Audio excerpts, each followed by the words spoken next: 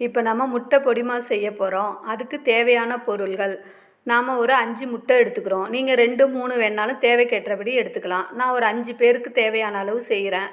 ஒரு தூளாக அரிஞ்ச வெங்காயம் இது மாதிரி 4 5 வெங்காயம் எடுத்து நைஸாக அரிஞ்சு எடுத்துக்கணும். 1 ஸ்பூன் இஞ்சி பூண்டு பேஸ்ட் எடுத்துக்கிறோம். 1 ஸ்பூன் மஞ்சத்தூள், ஒரு 2 ஸ்பூன் மிளகாத்தூள், 1 ஸ்பூன் தனியாத்தூள் எடுத்துக்கிறோம். தேவையான அளவு கொத்தமல்லி கருவேப்பிலை எடுத்துக்கிறோம். இப்போ நாம் ஒரு பவுலில் அந்த மஞ்சத்தூளை போடணும். மஞ்சத்தூள், மிளகாத்தூள், தனியாத்தூள் எல்லாத்தையும் நாம் ஒன்றா சேர்ந்து ஒரு கலவையாக அதை கலக்கி வச்சுக்கணும். முட்டை ஊற்றுறதுக்கு முன்னாடியே நாம் இதை கலக்கி வச்சுக்கணும். ஏன்னா முட்டையோடு சேர்த்தோம்னா கொஞ்சம் கட்டியாக இருக்கும். அதனால நாம் இதை ஃபஸ்ட்டு நம்ம ஒன்றா சேர்த்து கரைச்சிக்கணும். இந்த மிளகாத்தூள், மல்லித்தூள் சேர்த்தாச்சு. இப்போ நம்ம தேவையான அளவு உப்பையும் சேர்த்துக்கணும். சேர்த்துட்டு கொஞ்சம் தண்ணி சேர்த்து நாம் இதை ஒரு கலவையாக கலந்து வச்சுக்கணும். கொஞ்சம் லைட்டாக தண்ணி, இந்த கலவை கலக்கிற அளவுக்கு தண்ணி இருந்தால் போதும். இதோ இந்த அளவுக்கு நாம் தண்ணி சேர்த்துக்கணும். தண்ணி சேர்த்து இது மாதிரி நல்லா கலவையாக கலந்து வச்சுக்கணும். இப்போ நாம் இது கூட எடுத்து வச்சுருக்கிற முட்டையை உடச்சி சேர்த்துடணும். இதோ பாருங்கள், இதோ முட்டையை உடச்சி ஊற்றியாச்சு. இது மாதிரி ஊற்றின பிறகு நாம் ஒரு ஸ்பூனு வச்சு இதை ஒன்றா கலந்து ஒரு கலவையாக ஆக்கிடணும். இது மாதிரி கலந்து இதோ பாருங்கள், இதுமாரி கலவையாக கலந்து வச்சிடணும். இப்போ நாம் ஒரு கடாயில் ஒரு 5 ஸ்பூன் எண்ணெய் விட்டுக்கணும்.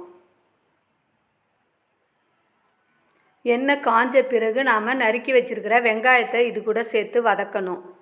எண்ணெய் கொஞ்சம் காஞ்சிடுச்சு. இப்போ நாம் நறுக்கி வச்சுருக்கிற வெங்காயத்தை இது கூட சேர்த்துற வேண்டியதான். சேர்த்து நல்லா நம்ம பொன்னிறமாக வதக்கணும். கொஞ்சம் நல்ல வெங்காயம் வதங்கின பிறகு நாம் இஞ்சி பூண்டு பேஸ்ட்டை அதில் சேர்க்கணும்.